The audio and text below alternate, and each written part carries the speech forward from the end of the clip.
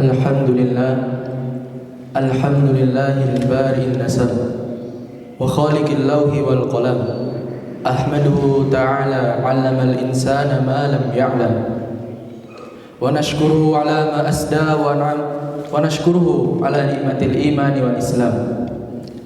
Shalli wa nusallimu 'ala habibillah Muhammadin khairil khalqillah.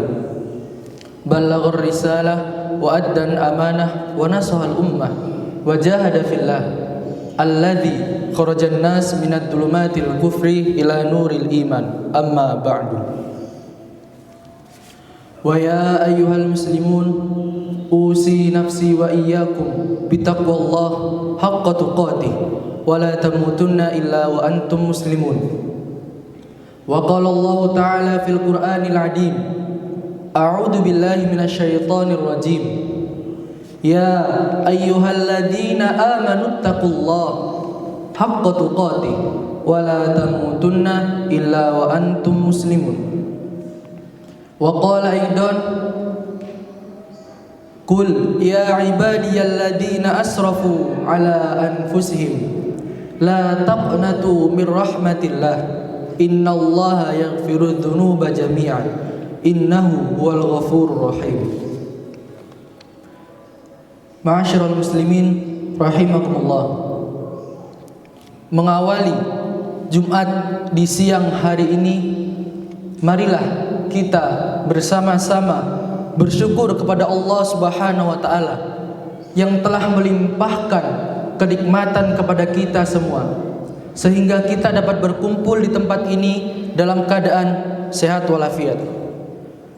Sehingga kita juga dapat berkumpul, dapat memiliki kesempatan untuk hadir di tempat ini untuk melaksanakan ibadah sholat Jumat. Karena ibadah sholat Jumat dikatakan di dalam Al-Quran dilekatkan dengan kata iman. Dan tidak semua orang yang mengaku dirinya beriman dengan mudahnya melaksanakan ibadah Jumat sebagaimana yang telah kita laksanakan di siang hari ini. Jumat di siang hari ini menjadi Jumat penutup di penghujung tahun 2025 ini. Jika diperkirakan secara perhitungan manual, maka tahun 2025 ini memiliki kurang lebih sekitar 53 kali Jumat.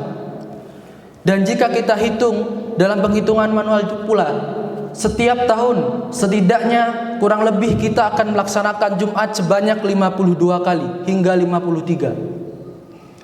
Setiap Jumat, khatib mengingatkan kepada kita semua meningkatkan takwa kepada Allah Subhanahu wa taala dengan tausiah, dengan nasihat-nasihat, dengan pesan-pesan kebaikan supaya kita memperbaiki iman yang ada di diri kita, supaya kita dapat meningkatkan amal di kehidupan kita setiap harinya. Maka jikalau kita hitung, apabila kita sekarang berusia 20 tahun dan dimulai usia balik pada usia 10 tahun, maka kurang lebih setidaknya kita telah mengalami 520 kali Jumat dalam hidup kita. Maka seandainya kita berusia 30 tahun pada saat ini, maka kurang lebih kita telah melaksanakan 1040 kali Jumat dalam hidup kita. Maka seandainya kita hari ini berusia 50 tahun, maka kurang lebih kita telah melaksanakan 2080 kali Jumat dalam hidup kita. Kemudian muncul pertanyaan penting daripada Jumat-Jumat yang telah kita lalui ini. Pertanyaannya adalah, dari sekian ratusan bahkan ribuan Jumat yang telah kita lalui, yang telah kita tunaikan sebagai bentuk ibadah kepada Allah, berapa kali Jumatkah yang benar, yang sesuai dengan yang Allah inginkan, yang telah kita laksanakan? Atau jangan-jangan para jamaah sekalian, selama ini kita telah melaksanakan ibadah Jumat hanyalah sebagai bentuk formalitas, hanya sekedar datang, kemudian duduk, lalu mengantuk lantas pulang begitu saja, dengan jiwa yang masih sama, dengan iman yang masih lama, dengan ketakwaan yang tidak ada bedanya. Maka mari di penghujung Jumat pada tahun 2025 ini kita bersama-sama untuk bermuhasabah mengenai diri kita masing-masing. Sudah benarkah Jumat yang telah banyak kita lalui ini, kemudian kita tingkatkan di tahun-tahun berikutnya. Ma'asyiral muslimin rahimakumullah. Syekh Nawawi Al-Bantani dalam kitabnya Nasaihul Ibad mengutip sebuah hadis hasan dari Rasulullah sallallahu alaihi wasallam tentang 3 perkara yang menyelamatkan manusia di dunia maupun di akhirat. Dari sahabat Anas Ibnu Abdas dan juga Abu Hurairah radhiyallahu anhu, Rasulullah sallallahu alaihi wasallam bersabda, "Fa'ammu thalathu munjiyat." Ada 3 perkara yang dapat menyelamatkan baik di dunia maupun di akhirat. Perkara yang pertama disebutkan yakni adalah khasyatullah fis sirri wal alaniyah, yang artinya adalah takut kepada Allah baik dalam keadaan sepi maupun dalam keadaan ramai atau dilihat orang banyak. Dijelaskan dalam syarah hadisnya mengapa disebutkan kata sirri terlebih dahulu daripada kata alaniyah. Mengapa disebutkan kata sepi daripada kata orang banyak terlebih dahulu? Karena pada sejatinya para jamaah, iman manusia itu diuji, benar-benar diuji adalah ketika ia tidak dilihat oleh orang banyak. Ketika kita dalam kondisi sendirian, ketika kita dalam kondisi sepi, maka di saat itulah iman kita benar-benar diuji oleh Allah. Karena pada zaman ini, pada era ini, kita melakukan maksiat itu semudah dengan menjentikkan jari. Semudah kita mengetikkan jari di handphone kita, kita sudah bisa mengadu domba saudara kita.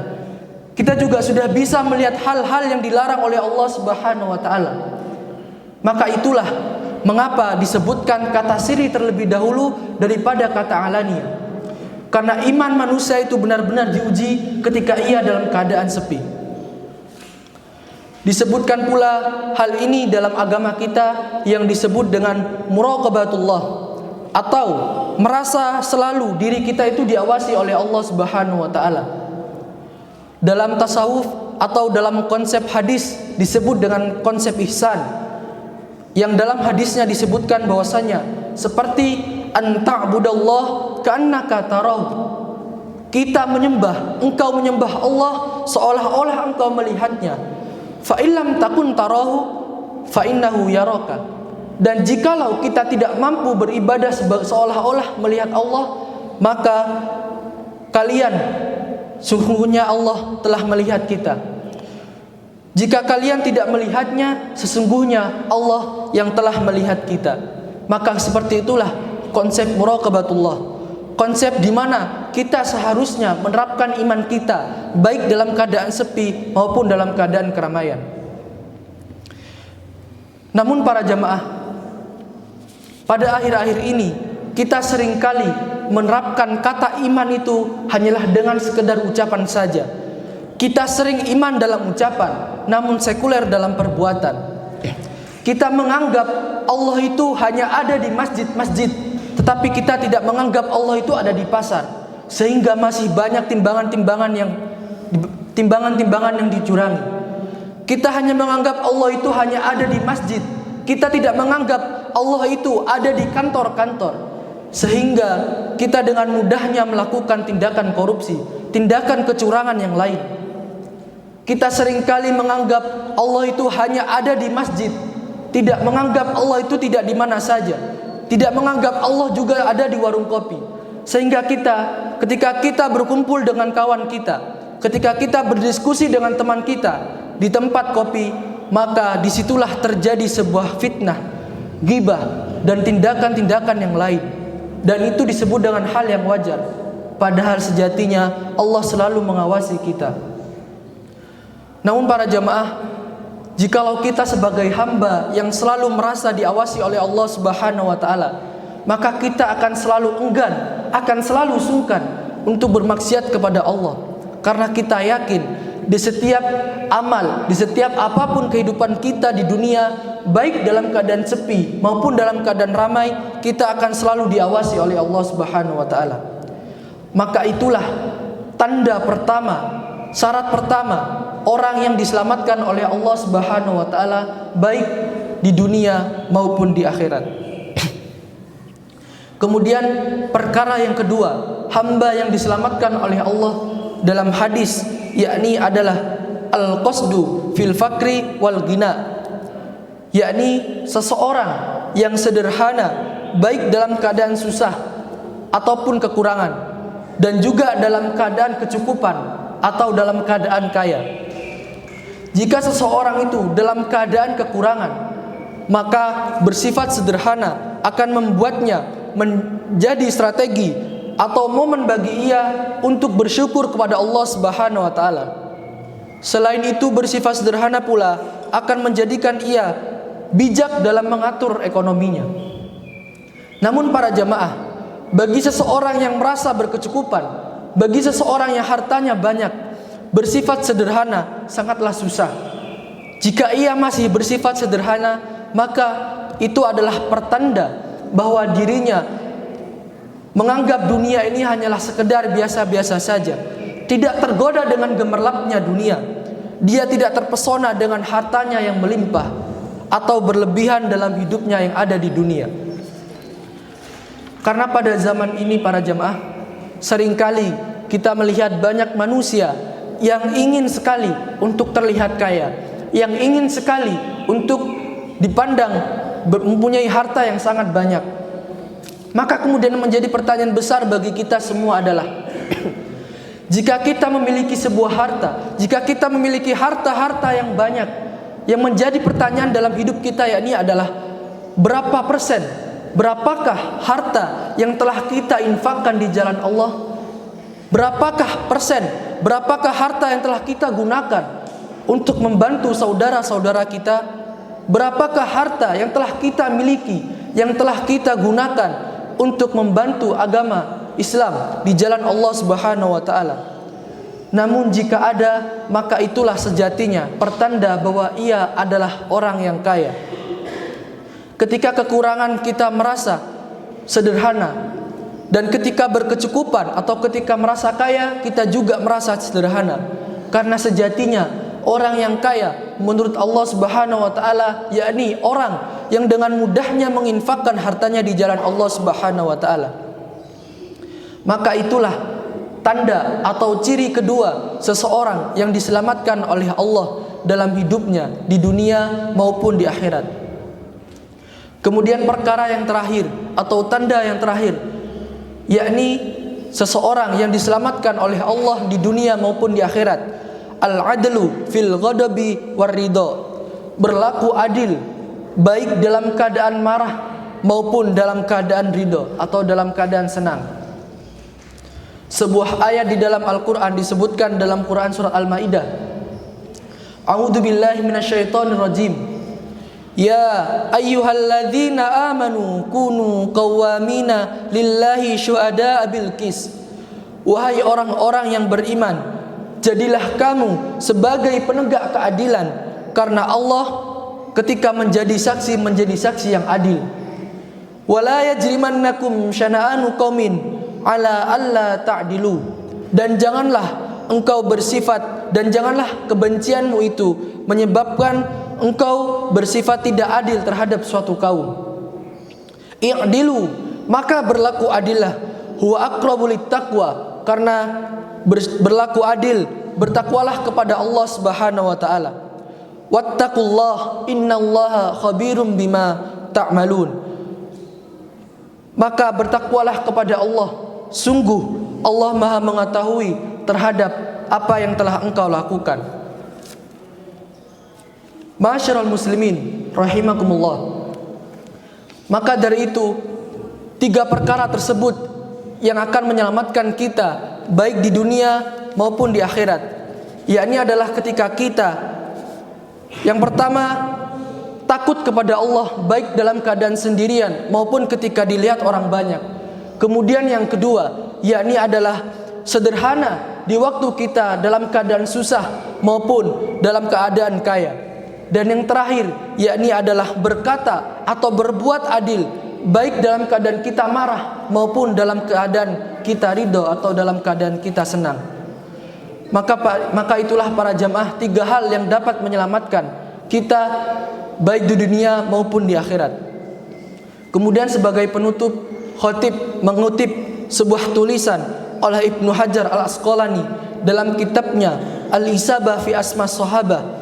Beliau mengutip hadis sahih yang berisi doa untuk setiap pergantian hari atau bulan atau tahun-tahun yang baru. Beliau menulis, inilah doa sunnah yang diajarkan Rasulullah SAW kepada kita agar untuk senantiasa diamalkan. Qalu Allahumma adkhilhu alaina bil amni wal iman was salamati wal islam wa jiwarin minasyaiton wa ridwanin minar rahman. Ya Allah, masukkanlah, hadirkanlah di setiap tahun, di setiap bulan-bulan atau hari-hari yang baru yang kita akan lewati ini, kami di dalamnya dalam keadaan amni atau aman. Puncak dari keberkahan, puncak dari keamanan adalah kita mengharap ketentraman, kita mengidam-idamkan keamanan. Ketika kita tidak ada perpecahan, ketika kita memiliki rasa aman dalam beribadah kepada Allah Subhanahu wa taala. Kemudian yang kedua, al-iman atau iman. Kita berharap sebagaimana yang setiap hari, setiap Jumat diingatkan oleh khotib agar rasa iman itu ada di dalam diri kita. Kita berharap setiap waktu iman kita selalu meningkat. Kita berharap solat kita nikmat. Kita berharap ibadah kita selalu merasa enak. Wassalamah. Kemudian kita berharap sehat. Kita berharap selamat. Kita berharap setiap tahun mudah-mudahan tidak ada bencana, tidak ada penyakit. Selalu kita lalui dengan keadaan selamat. Selalu kita lalui dengan keadaan sehat. Wal Islam. Dan kita berharap agar rasa Islam itu ada di dalam diri kita hingga di ujung akhir kita. Wajiwarin minasyaiton, dan dijaga atau dibentengi dari godaan-godaan setan yang terkutuk, supaya kita selalu tenang dalam melaksanakan ibadah. Waridwanim minar rahman, dan puncaknya dan ujungnya daripada doa ini yakni adalah semoga semua apa yang telah kita lalui, yang telah kita lakukan selama ini diridhoi oleh Allah Subhanahu wa taala. Hadis riwayat Al-Baghawi dalam Mu'jam As-Sahabah, sanadnya sahih. Barakallahu li wa lakum fil Qur'anil adim wa nafa'ani wa iyyakum bima fihi minal ayati wadh-dhikril hakim wa taqabbal minni wa minkum tilawatahu innahu huwas samiul alim. Ud'ullaha yastajib lakum jami'an insyaallah.